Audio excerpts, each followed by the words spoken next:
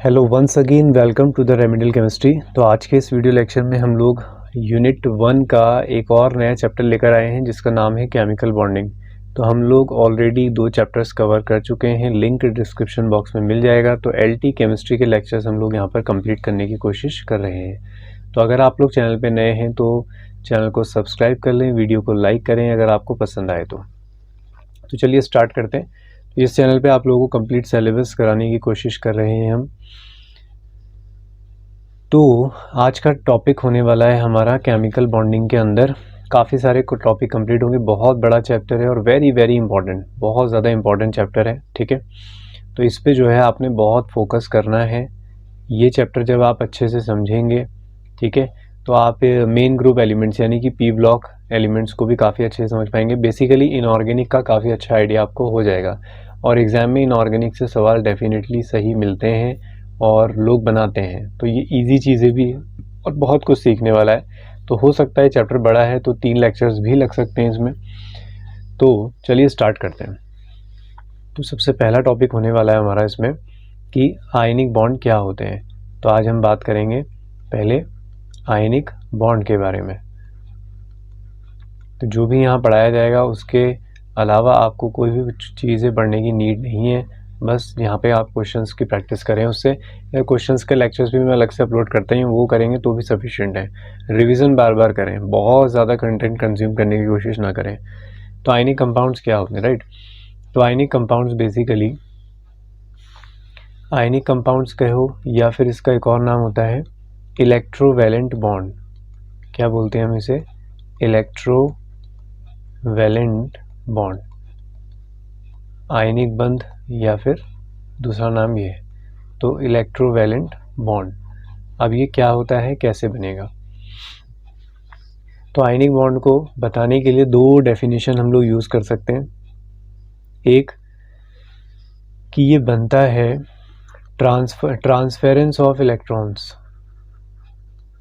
Transference of 1 और more electron, transference of 1 or more electron from one atom to another atom। जब कोई एक atom अपने electron किसी दूसरे एटम को दे देता है, 1 इलेक्ट्रॉन दे, 2 दे, 3 दे, ठीक है, तो उनसे बनने वाले बॉन्ड को क्या कहते हैं? Ionic bond. या फिर आप कह सकते हैं bonds between 2 opposite ions, between 2 opposite ions, यानी कि एक पॉजिटिव हो तो एक नेगेटिव हो, तो उनके बीच में बनने वाले बॉन्ड्स को क्या कहते हैं? हम आयनिक बॉन्ड कहते हैं, ठीक है। बिटवीन 2 ऑपोजिट आयंस जो जुड़े होंगे कौन से फोर्स से जुड़ते हैं? ये इलेक्ट्रोवैलेंट बॉन्ड में कौन सा फोर्स प्रेजेंट होता है? Electrostatic force of attraction. कभी भी नेगेटिव और पॉजिटिव के बीच में जो फोर्स होता है उसको बोलते हैं इलेक्ट्रोस्टैटिक फोर्स ऑफ अट्रैक्शन, ठीक है। तो क्या बातें याद रखनी है? Ionic bond transformation of electron से बनता है, ठीक है। ट्रांसफेरेंस ऑफ इलेक्ट्रॉन्स किए जाते हैं, यहाँ पे शेयरिंग नहीं की जाती, ट्रांसफर किए जाते हैं। बिटवीन 2 ऑपोजिट आयंस, कैटायंस या एनायंस, और कैटायंस एनायंस हमेशा पॉजिटिव और नेगेटिव के बीच में जो भी अट्रैक्शन लगता है उसे हम क्या कहते हैं? Electrostatic force of attraction, right. उसके बाद आता है हमारे पास, तो ये तो कहानी है हमारे आयनिक बॉन्ड की, ठीक है। एक एग्जांपल से मैं आपको समझाता हूँ इसे। जैसे हम एक एग्जांपल ले लेते हैं NaCl को एक्सप्लेन करते हैं, ठीक है। तो एग्जांपल है हमारे पास NaCl। तो NaCl को मैं आपको समझाने की कोशिश करता हूँ। तो हम जानते हैं कि Na का एटॉमिक नंबर होता है 11। तो 11 का मतलब हो गया 2, 8, 1, राइट। Cl हमारे पास क्या होता है? 17। तो 2, 8, 7। तो होगा क्या?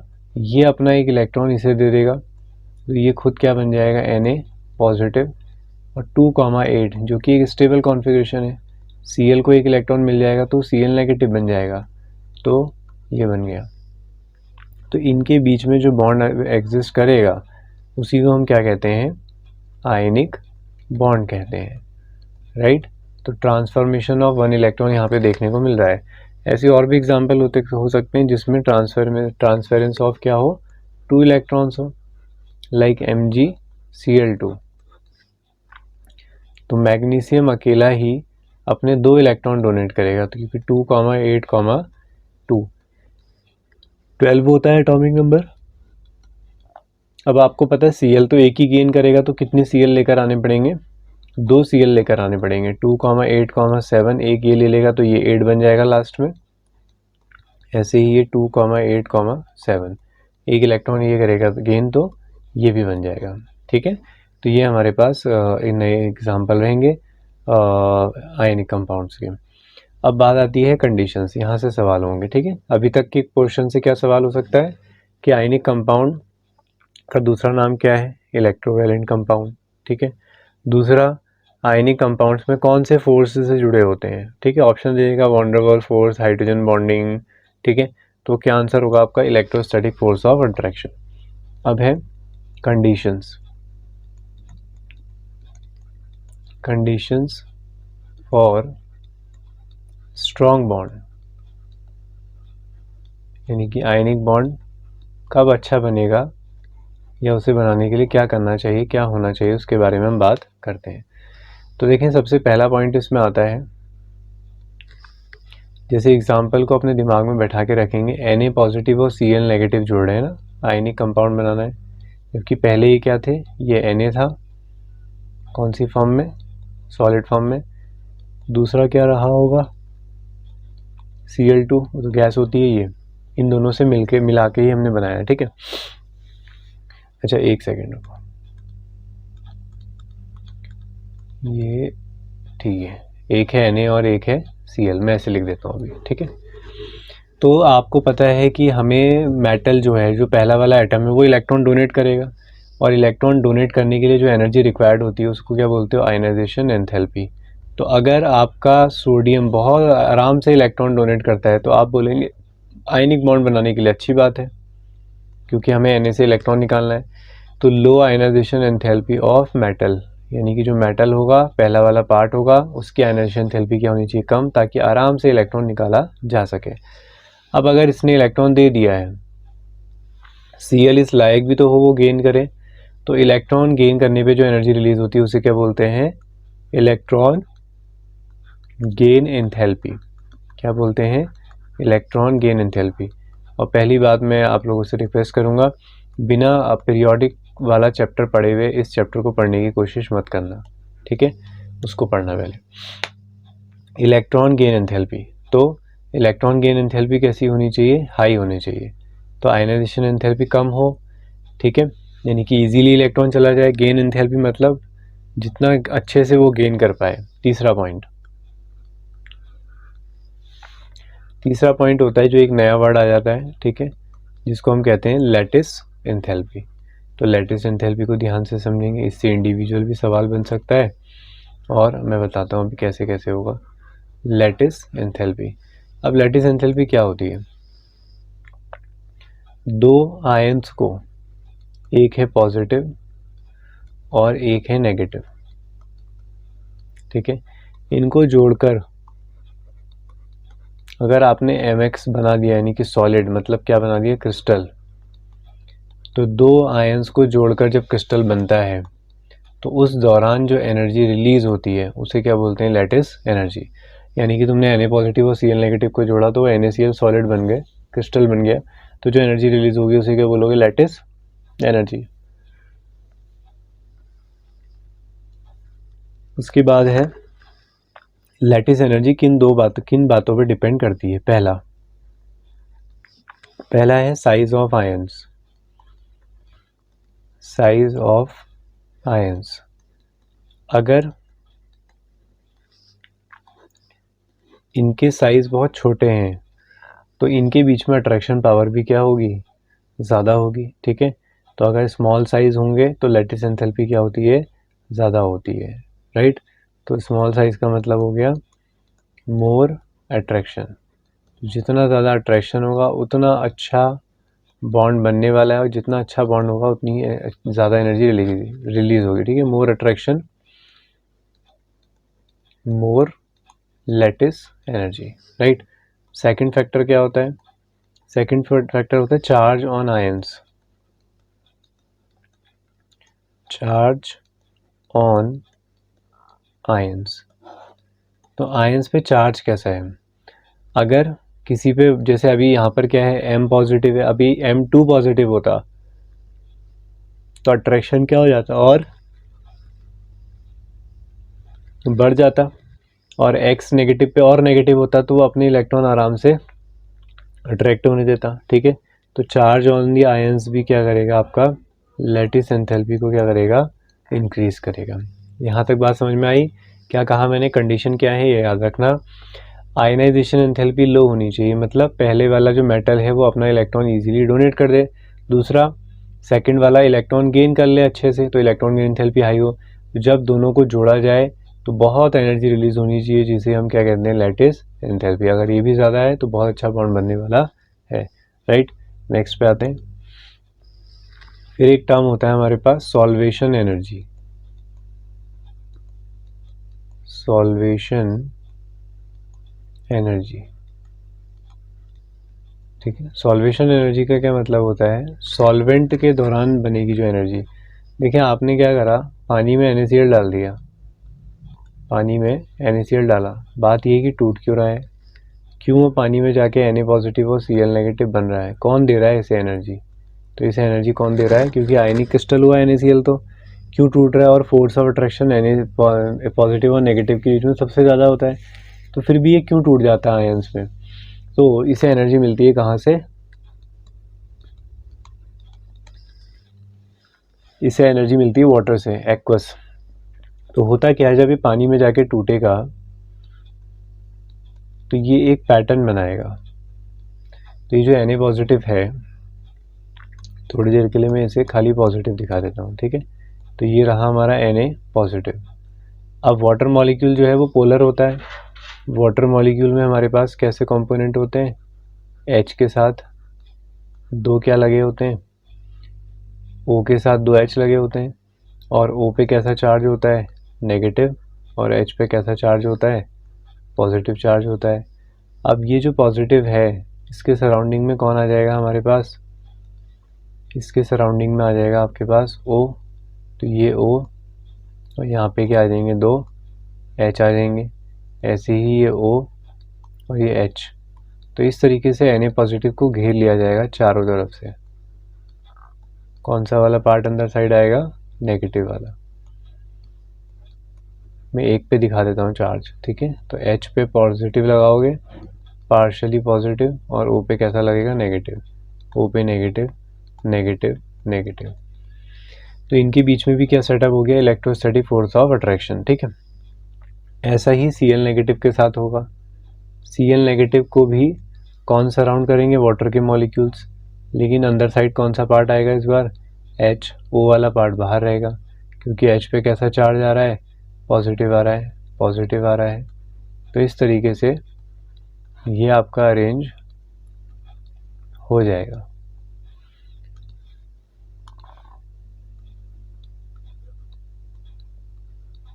ठीक है। तो यहाँ पर भी अट्रैक्शन बन जाएगा। अब बात यह है कि सॉल्वेशन एनर्जी क्या है। ऐसा करने पर, यानी कि पॉजिटिव नेगेटिव के इंटरेक्शन आने पर जो एनर्जी रिलीज होगी, released energy called solvation energy, क्योंकि यहाँ पे मैंने सॉल्वेंट क्या लिया है, वाटर लिया है, ठीक है। तो इस दौरान जो एनर्जी रिलीज होगी उसे क्या बोलेंगे, सॉल्वेशन एनर्जी। अगर वाटर मॉलिक्यूल है आपका, जो सॉल्वेंट है वो वाटर है, तो आप क्या बोल सकते हैं उसे, हाइड्रेशन एनर्जी, ठीक है। क्या बोल सकते हैं, हाइड्रेशन एनर्जी। अब मुझे फैक्टर्स बताओ। अगर मैं पूछूं आपसे कि हमारे पास एक है Li पॉजिटिव और दूसरा है Na पॉजिटिव, किसकी हाइड्रेशन एंथैल्पी ज़्यादा होगी? तो आप कहेंगे Li पॉजिटिव की, क्योंकि Li पॉजिटिव बहुत छोटा है, तो जितना ज़्यादा छोटा उतना ज़्यादा अट्रैक्शन पावर होगी, तो ज़्यादा अट्रैक्शन पावर Li पॉजिटिव के पास होगी, तो वो वाटर के ज़्यादा मॉलिक्यूल को अट्रैक्ट करेगा तो उसकी ionisation enthalpy solvation energy, hydration enthalpy भी क्या होगी, ज़्यादा होगी। आया समझ में? तो अब इसमें एक इम्पॉर्टेंट बात मैं आप लोगों को बताऊं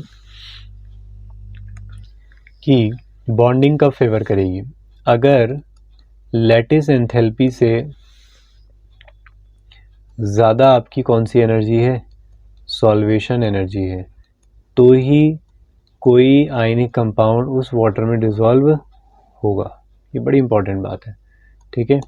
दैट इज़ जो आपका सॉल्ट है या जो भी आपने लिया है वो क्या है, आपका सॉल्युबल है। कैसे समझो, आपने पानी में NaCl डाला, ठीक है, तो मान लो जो NaCl है उसके बॉन्ड को ब्रेक करने के लिए एनर्जी चाहिए कितनी, 500 जूल की एनर्जी चाहिए, मतलब उसकी लैटिस एनर्जी कितनी है, 500 जूल है।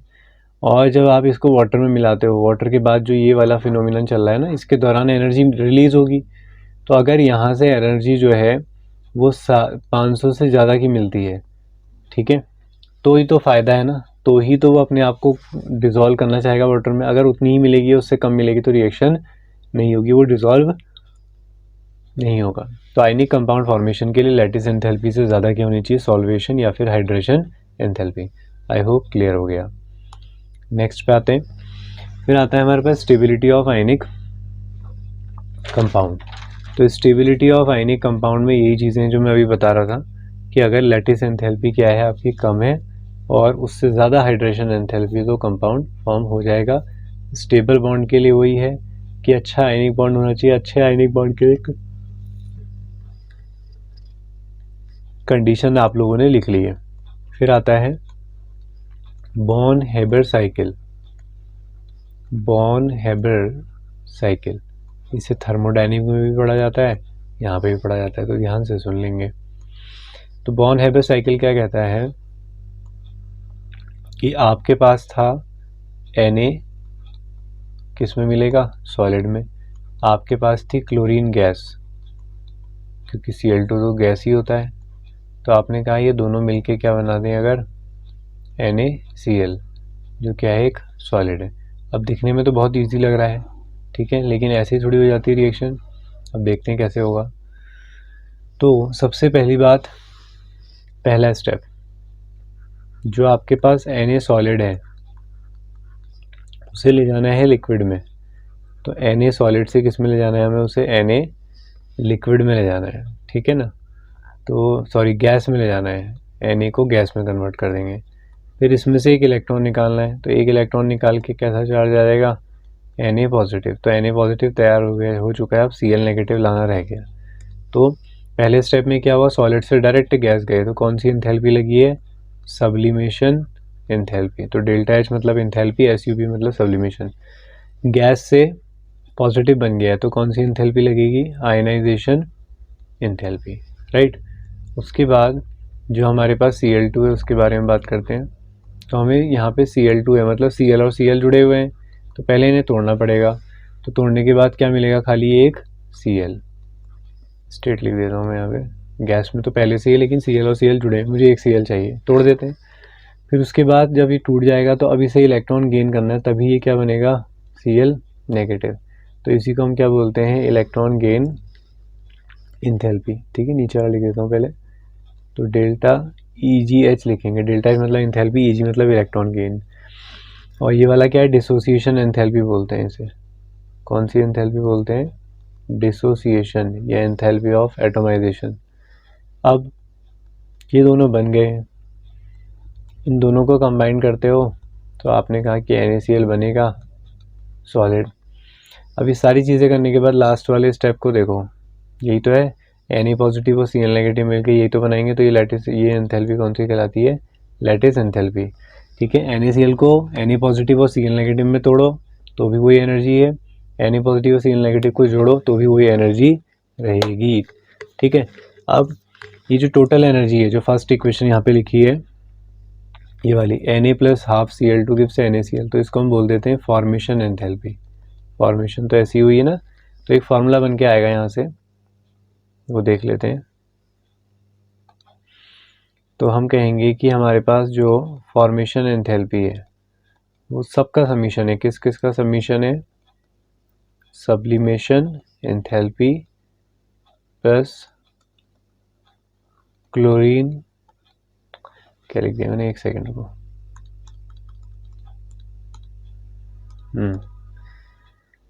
तो सब्लिमेशन आ गया। फिर कौन सी एंथैल्पी आएगी, आयनाइजेशन एंथैल्पी। फिर कौन सी आएगी, डिसोसिएशन एंथैल्पी, या फिर ए लिख देना, एटोमाइजेशन एंथैल्पी। फिर आता है हमारे पास इलेक्ट्रॉन गेन एंथैल्पी। तो इलेक्ट्रॉन गेन एंथैल्पी, ठीक है। तो ये हमारे पास है। फिर लास्ट में क्या है, लैटिस एनर्जी। तो लैटिस एनर्जी निकालनी होगी तो बाकी सारी इन्फॉर्मेशन हमें देनी पड़ेगी। आई भाषा में तो इसी को बोलते हैं हेबर प्रोसेस। हेबर प्रोसेस से हम क्या कैलकुलेट करते हैं, लैटिस एनर्जी। चलो नेक्स्ट देखते हैं। नेक्स्ट है आप सबका फेवरेट, पार्शियल कोवेलेंट कैरेक्टर, यानी कि फजान रोल, पार्शियल TIAL, ठीक है, partial covalent character, partial covalent character, ठीक है। तो इसमें क्या होता है, ये partial covalent character in ionic compound, यानी कि है तो आयनिक लेकिन उसके अंदर कुछ गुण, कुछ प्रॉपर्टीज, कुछ नेचर किसका आ गया है, सॉरी, है तो आयनिक कंपाउंड, उसके अंदर कैसा नेचर आ गया, कोवेलेंट कैरेक्टर। तो इन आयनिक कंपाउंड, आयनिक कंपाउंड, जैसे तुमने नोटिस भी किया होगा कि अगर चलो क्या नोटिस करते हो, तुम तो बड़े हो गए हो काफ़ी, स्कूल से बाहर आ गए हो ना, इसलिए। तो पार्शियल कोवेलेंट कैरेक्टर जिस रूल से बताया जाता है उसे क्या कहा जाता है, फजान रूल, ठीक है। क्या बोलते हैं, फजान रूल। अब देखो आयनिक कंपाउंड के अंदर कैसा कैरेक्टर बताना है, कोवेलेंट। कोवेलेंट कैरेक्टर मतलब शेयरिंग से आता है। तो क्या क्या तरीके हैं इसमें, पहला स्मॉल कैटायन, ठीक है, स्मॉल कैटायन यानी कि कैटायन छोटा होना चाहिए। एग्जांपल LiCl, NaCl, पेपर में मिलेंगे ऐसे एग्जांपल, ठीक है, KCl। अब मुझे बताओ Cl तो सब में सेम है, बचा कौन, Li पॉजिटिव, फिर Na पॉजिटिव और K पॉजिटिव। तो ये बात है यहाँ पे, ठीक है। तो सबसे छोटा साइज किसका है, Li पॉजिटिव का है। तो जितना छोटा साइज होगा वो उतना ही ज़्यादा शेयरिंग करेगा। शेयरिंग किस तरीके से होती है, देखो ये है हमारे पास छोटा सा कैटायन और ये है बड़ा सा एनायन, ठीक है। अब अगर कैटायन के पास अट्रैक्शन पावर बहुत ज़्यादा है तो वो एनायंस के इलेक्ट्रॉनों को अपनी तरफ खींचेगा। और एनायन का नेचर, नेगेटिव वाले का नेचर कैसा होता है, वो तो देना नहीं चाहते ना इलेक्ट्रॉन, वो अपने साइड को खींचेंगे। तो दोनों एक दूसरे की साइड को खींचेंगे तो शेयरिंग शुरू हो जाएगी, ठीक है। और शेयरिंग से कैसे बॉन्ड बनते हैं, कोवेलेंट बॉन्ड। तो आयनिक होने के बाद भी कोवेलेंट कैरेक्टर आया। अब ज़्यादा किस में होगा, ये खींचातानी कौन करवाएगा, अच्छा पॉजिटिव में, Cl अगर सेव है तो जितना छोटा साइज होगा या जिस पे जितना पॉजिटिव चार्ज होगा उसकी पोलराइजेशन बोलते हैं इसको, यानी कि अट्रैक्शन पावर भी क्या होगी, ज़्यादा होगी। तो LiCl सबसे क्या होगा, आयनिक या बेसिक, बोलो तो क्या होगा, हाँ तो LiCl। एक सेकंड के लिए तो मैं सच में रुक गया था कि बोल क्यों नहीं रहा है कोई आंसर, ठीक है। मुझे ऑफलाइन क्लास का ध्यान आया। दूसरा है लार्ज एनायन, नेगेटिव वाले का साइज बड़ा हो, जैसे NaCl, NaBr, NaI। अब अगर मैं सब में देखूं तो एक Cl नेगेटिव, Br नेगेटिव, एक I नेगेटिव। I नेगेटिव का साइज बहुत बड़ा है तो अपने इलेक्ट्रॉन आराम से जाने देगा। तो अगर इलेक्ट्रॉन जाने लगे, शेयरिंग होने लगी तो कैसा कैरेक्टर आ जाएगा, कोवेलेंट कैरेक्टर आ जाएगा। क्लियर हुआ। थर्ड आता है बोथ चार्जेस, जैसे जैसे चार्ज बढ़ेगा, यानी कि चाहे वो पॉजिटिव हो या फिर नेगेटिव हो, चार्जेस बढ़ेंगे तो टूरिस्ट भी बढ़ेगा। एग्जांपल देखते हैं, जैसे NaCl और MgBr2, ठीक है। तो बोथ चार्जेस हमें यहाँ पे चेक करने हैं। तो आपको क्या नज़र आता है, NaCl में Na पॉजिटिव है, Cl नेगेटिव है, Mg में Mg2 पॉजिटिव है, और MgBr2 MgCl2 नेगेटिव है, तो उससे तुम्हें कुछ नहीं करना है। अब आप लोगों को पता है कि सोडियम +1 है और Mg2 पॉजिटिव, 11 के बाद 12 आता है, यानी कि अलॉन्ग द पीरियड आ गए। तो अलॉन्ग द पीरियड क्या होता है, साइज़ कम होता है और चार्ज भी ज़्यादा है, ठीक है। तो साइज़ कम से समझ लो या चार्ज ज़्यादा, तो अट्रैक्शन पावर भी क्या होगी, ज़्यादा। तो कोवेलेंट कैरेक्टर कौन रखेगा ज़्यादा, MgCl2, ठीक है। क्लियर हो गया होगा।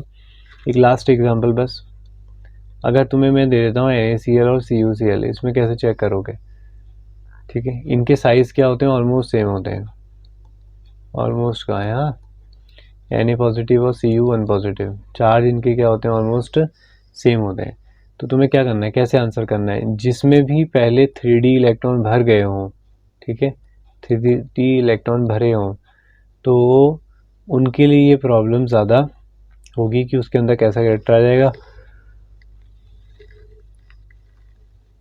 कोवेलेंट कैरेक्टर आ जाएगा, ठीक है। तो ये एग्जाम्पल यहाँ पे रहता है हमारे पास। उसके बाद जो है उसके बाद हमारे पास अब आगे के चैप्टर में जो आएगा वो आएगा VBT वगैरह, ठीक है। इसकी प्रॉपर्टीज़ थोड़ी सी बता देता हूँ मैं आपको। तो आयनिक कंपाउंड जो होते हैं उनके MP और BP यानी कि melting point and boiling point क्या होते हैं, हाई होते हैं, क्योंकि उनके बीच में क्या है, इलेक्ट्रोस्टैटिक फोर्स ऑफ अट्रैक्शन होता है। गुड कंडक्टर होंगे, है ना, गुड कंडक्टर कब, जब उन्हें मेल्ट कर दिया जाए, या तो आयंस तो तभी बनेंगे ना, मॉल्टन स्टेट, और दूसरा क्या होगा, बोलो दूसरा क्या होगा, एक तो मॉल्टन स्टेट हो गया और एक हो गया एक्वस सॉल्यूशन। तो अगर इनके एक्वस सॉल्यूशन लिए जाए, इन्हें पिघला दिया जाए, तो ये अच्छी इलेक्ट्रिसिटी कंडक्ट कर सकते हैं। तो इसी तरीके से होता है, और ये हार्ड होते हैं, ठीक है, मेल्टिंग बॉइलिंग पॉइंट हैवी होंगे इनके। तो इस तरीके की कहानी रहती है। और ये किस तरह की रिएक्शन में पार्टिसिपेट करते हैं, आयनिक रिएक्शन में, जैसे डिस्प्लेसमेंट, डबल डिस्प्लेसमेंट, ठीक है, इस तरीके के यहाँ पे होंगे। तो आज के लिए वीडियो लेक्चर में फ़िलहाल इतना ही करेंगे, क्योंकि ये एक टाइप है जिसमें हमने आयनिक बॉन्ड पूरा पढ़ लिया है। अब कल के लेक्चर में हम केमिकल बॉन्डिंग में कोवेलेंट बॉन्ड के बारे में पढ़ते हैं, ठीक है। तो thank you very much for watching the video, और अपने फ्रेंड्स के साथ इसे ज़रूर शेयर करें अगर आप लोगों को चीज़ें सही लग रही हैं तो। मिलते हैं नेक्स्ट वीडियो में।